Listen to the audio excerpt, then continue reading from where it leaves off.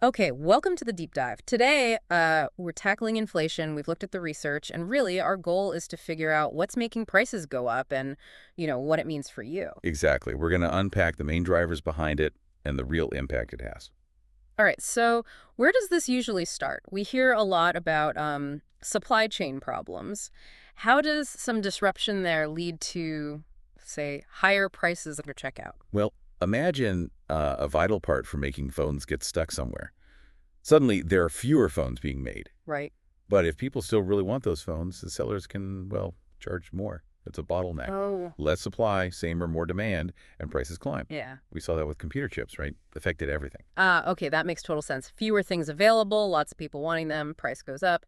Now, what about these terms demand pull and cost push? What's the core difference there? Yeah, so demand pull is pretty much too much money chasing after too few goods. People have cash, they want to spend, but Right. production can't keep pace. Cost push is different. That's when the actual cost of making stuff goes up. Think oil prices, or maybe higher wages. Companies then, well, they often have to pass those extra costs on to you. Got it. So one is eager buyers pulling prices up, the other is rising costs pushing them up. Interesting distinction. And what role does government spending play? Can that fuel inflation too? It potentially can, yes, if government spending really ramps up the overall demand in the economy, everyone wanting more goods and services, but the supply doesn't increase to match. Then you get that demand pull situation again. Exactly. It can contribute to it.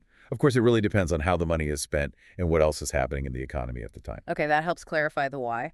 Now, let's talk about the impact. How does this affect us, day to day? We feel things getting more expensive, but what's the actual effect? The most direct thing is simply that your money doesn't buy as much. Your purchasing power shrinks.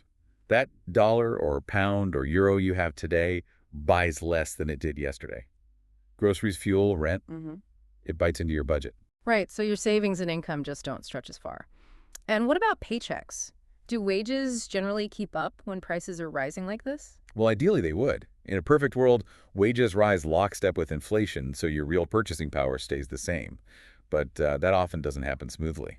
There's a lag. Or they just don't rise enough. Yeah, both can happen. Wages might lag behind, or the raises just don't fully cover the increased cost of living. So your real wage, what you can actually buy, might go down, even if your nominal pay goes up. The link to jobs is complex too. Some argue high costs hurt businesses and lead to layoffs. Others see different dynamics. Okay, so money buys less, raises might not cover it. That definitely puts a squeeze on people. We also heard about hyperinflation. That sounds, well, pretty dramatic. It is. It's extremely damaging. Hyperinflation is when price increases just spiral completely out of control sometimes, like over 50% in a single month. Wow, 50% a month? Yeah. It basically makes savings worthless almost overnight. Prices change so fast that normal buying and selling becomes chaotic, and it can just shatter an economy. Yeah. That sounds terrifying. And on a less extreme level, how does regular inflation affect things like income inequality? It often hits lower income households harder. They tend to spend a bigger percentage of their income on necessities, food, energy, housing, and those are often the things that see big price jumps. Right, yeah.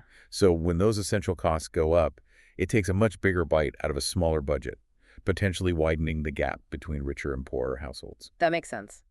So, faced with all this, what can actually be done? What tools do central banks or governments have to, rein inflation in? Central banks play a really big role. Their main tool is often interest rates.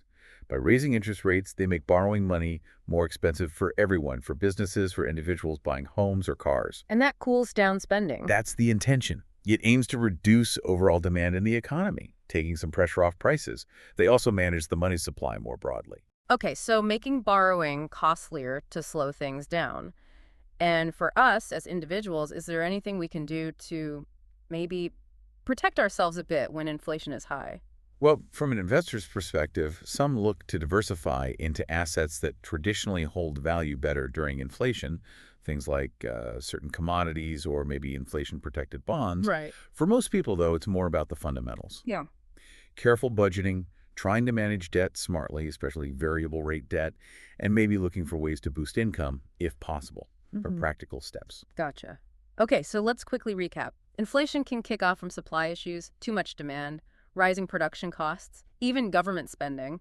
Mhm. It hits us mainly by making our money worth less, potentially outpacing wage increases, and in extreme cases, you get hyperinflation. It can also make inequality worse. And central banks try to manage it, often using interest rates. Right, while we can try to manage our own finances carefully. That covers a lot of ground. It's definitely a complex issue with many facets. So, thinking about all these drivers and impacts we've discussed, what single factor do you think hits your personal financial situation most immediately when inflation rises? Definitely something worth considering. Thanks for joining us for this deep dive.